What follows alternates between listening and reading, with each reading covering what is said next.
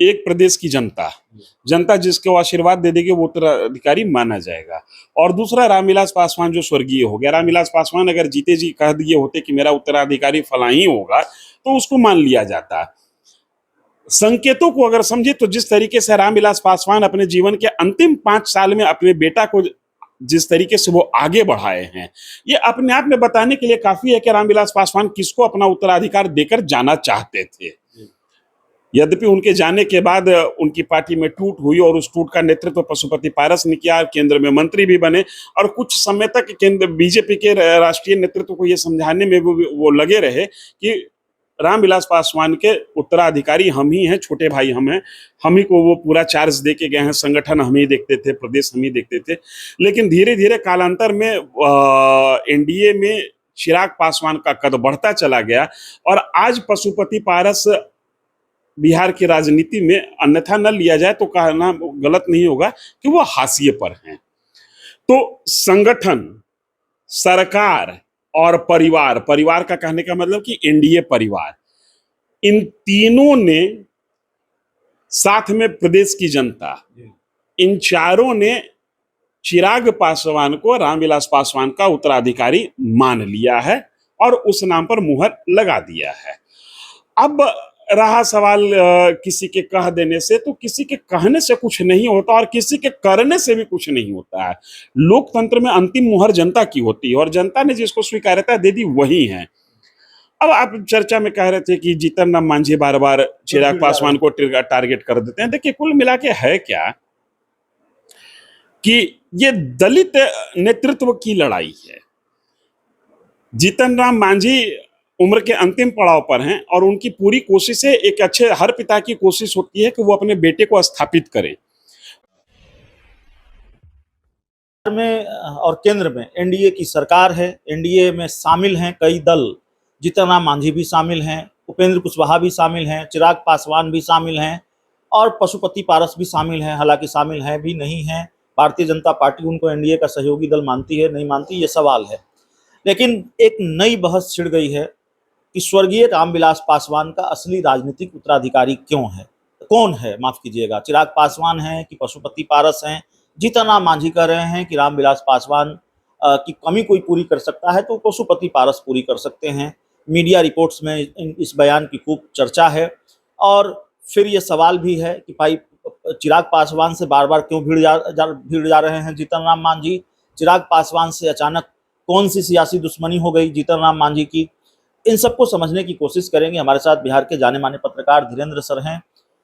पशुपति पारस ही राजनीतिक उत्तराधिकारी हैं, चिराग पासवान राजनीतिक उत्तराधिकारी हैं। जीतन राम मांझी की वजह से जो सवाल खड़ा हुआ है, और जीतन राम मांझी चिराग पासवान से भिड़ क्यों जा रहे हैं बार बार। देखिए, उत्तराधिकारी कौन है नहीं, इस बात को तय करने वाले दो लोग हैं। एक प्रदेश की जनता, जनता जिसको आशीर्वाद दे देगी वो उत्तराधिकारी माना जाएगा। और दूसरा रामविलास पासवान जो स्वर्गीय हो गया, रामविलास पासवान अगर जीते जी कह दिए होते कि मेरा उत्तराधिकारी फला ही होगा तो उसको मान लिया जाता।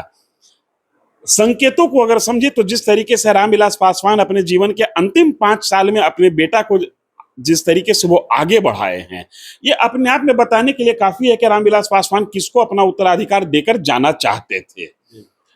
यद्यपि उनके जाने के बाद उनकी पार्टी में टूट हुई और उस टूट का नेतृत्व पशुपति पारस ने किया, केंद्र में मंत्री भी बने और कुछ समय तक केंद्र बीजेपी के राष्ट्रीय नेतृत्व को यह समझाने में वो लगे रहे कि रामविलास पासवान के उत्तराधिकारी हम ही हैं, छोटे भाई हम हैं, हम ही को वो पूरा चार्ज दे के गए हैं, संगठन हम ही देखते थे, प्रदेश हम ही देखते थे। लेकिन धीरे धीरे कालांतर में एनडीए में चिराग पासवान का कद बढ़ता चला गया और आज पशुपति पारस बिहार की राजनीति में अन्यथा न लिया जाए तो कहना गलत नहीं होगा कि वो हाशिए पर हैं।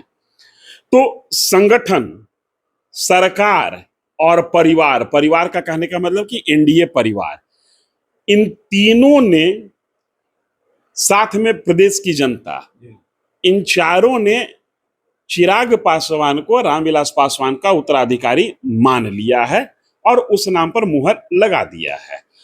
अब रहा सवाल किसी के कह देने से, तो किसी के कहने से कुछ नहीं होता और किसी के करने से भी कुछ नहीं होता है। लोकतंत्र में अंतिम मुहर जनता की होती है और जनता ने जिसको स्वीकार्यता दे दी वही है। अब आप चर्चा में कह रहे थे कि जीतन राम मांझी बार बार चिराग पासवान को टारगेट कर देते हैं। देखिए, कुल मिला के है क्या कि ये दलित नेतृत्व की लड़ाई है।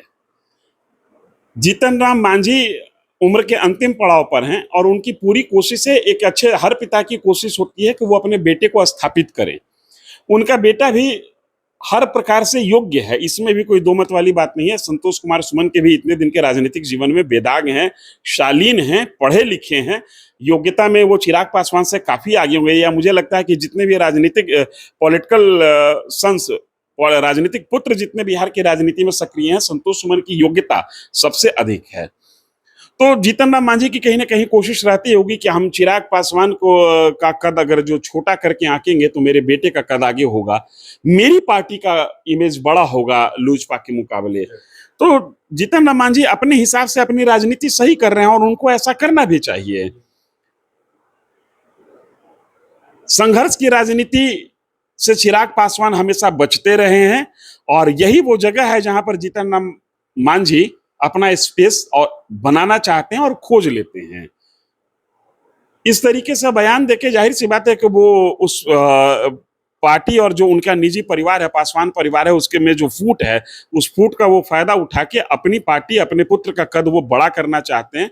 और मुझे नहीं लगता है कि इसमें कोई अतिशयोक्ति वाली बात है। हर पॉलिटिशियन, हर पिता ऐसा करता है। अब वो क्यों करते हैं, इसका जवाब शायद मेरे से बेहतर चिराग पासवान को खोजना चाहिए। चिराग पासवान इसका तोड़ कैसे निकालते हैं, क्योंकि देखिए आने वाले समय में बिहार की राजनीति राजनीतिक पुत्रों के बीच में होगी। चिराग पासवान, तेजस्वी यादव, संतोष कुमार सुमन और भी जो दूसरी पार्टी के जो अभी फर्स्ट लाइन के लीडर बिहार में दिख रहे हैं, उनके पुत्र राजनीति में सक्रिय हो चुके हैं। कईयों को जनता ने आशीर्वाद दिया और कई आशीर्वाद के लिए लालायित हैं। तो ऐसी स्थिति में हर पिता, लालू प्रसाद यादव को देखिए, तेजस्वी यादव को दो बार वो उप मुख्यमंत्री बनवा दिए और पूरी कोशिश कर रहे हैं कि उनको मुख्यमंत्री बना दें। तेज प्रताप यादव में शायद उनको योग्यता, राजनीतिक योग्यता कम दिखती होगी, फिर भी मंत्री बनवा देते हैं या जीतवाते रहते हैं। तो मुझे लगता है कि हर पिता जो अपने पुत्र के लिए कर्म करता है वो ये लोग कर रहे हैं। अब ये कलयुग का दुर्भाग्य कहिए कि उम्र के अंतिम पड़ाव में सनातन संस्कार कहता है कि पिता पुत्र के लिए कुछ करे, लेकिन ये लोग ऐसे पुत्र हैं जिनके लिए पिता ही सक्रिय हैं। तो ये माने ये पुत्र के हिसाब से कहिए तो सौभाग्य है भाई कि उनको ऐसे पिता हासिल हुए हैं, और पिता के हिसाब से कहिए तो उनका दुर्भाग्य है कि उम्र के जिस पड़ाव में पुत्र उनके लिए बैसाखी बनते हैं, वो भी आज भी अपने पुत्र के लिए बैटिंग करने में लगे हुए हैं। लेकिन कुल मिला के ये इतना बड़ा प्रश्न है नहीं, चूंकि पशुपति पारस की पकड़ जमीन पर कहीं नहीं है।